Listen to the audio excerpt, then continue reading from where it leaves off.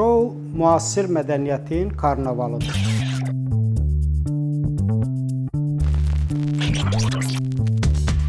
Şou kütləvi mədəniyyətdir, əcdadı karnavaldır, elitar mədəniyyətə qarşıdır. Karnaval həm dağıdıcı, həm də yaradıcı nəticəsi olan mədəni bir prosesdir, bir gücdür, bir ritualdır. Məsələn, postmodernizm modernizmin karnavalıdır, onun xərqiləşməsidir, ələ salınmasıdır, təhrif olunmasıdır.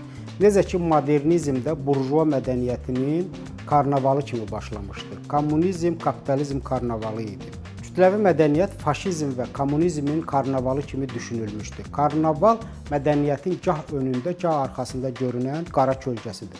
Orta əsr karnavalları Avropa mədəniyyətinin özünü ifşası idi. Günümüzün kütləvi mədəniyyəti isə daha çox rəqib mədəniyyətləri sıradan çıxarmaq üçün iş başındadır.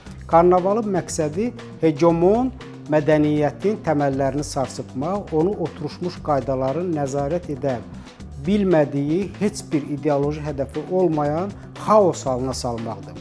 Karnaval mədəniyyətin anarxiyasıdır. Umberto Eco şou olaraq mədəniyyət essesində şou dedikdə karnavalın müasir formasına işarə edir.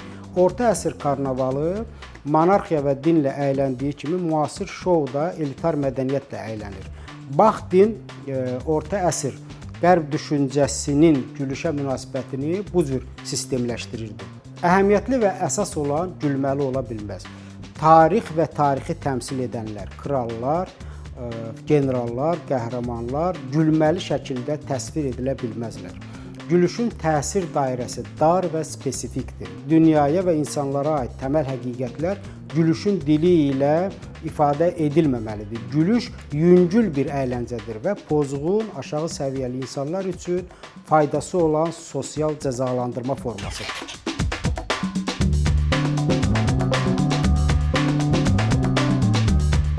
Çağımızın karnavalı sosial şəbəkələrdə baş verir. Sosial şəbəkələr də texnoloji çağın yaratdığı folklorik, karnavalistik dünyadır. Folklorun əsas prinsipi bəsitləşdirməkdir.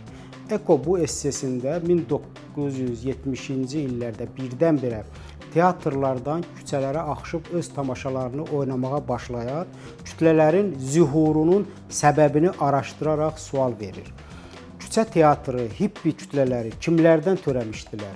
Bu yeni kütlələr sələfləri olan yüksək mədəniyyətin tamaşaçılarından fərqli olaraq baxmaq, dinləmək, alqışlamaq üçün toplaşmırdılar. Əksinə, özləri baxılmaq, eşidilmək, alqışlanmaq üçün bir yerə yığışırdılar. Kütləvi mədəniyyət tamaşaçını, dinləyicini, oxucunu bir sözlə təklikdə yaradıcı ola bilməyəni hadisənin mərkəzinə cəlb etməklə kütləyə zövq deyil, həzz hissi yaşadır.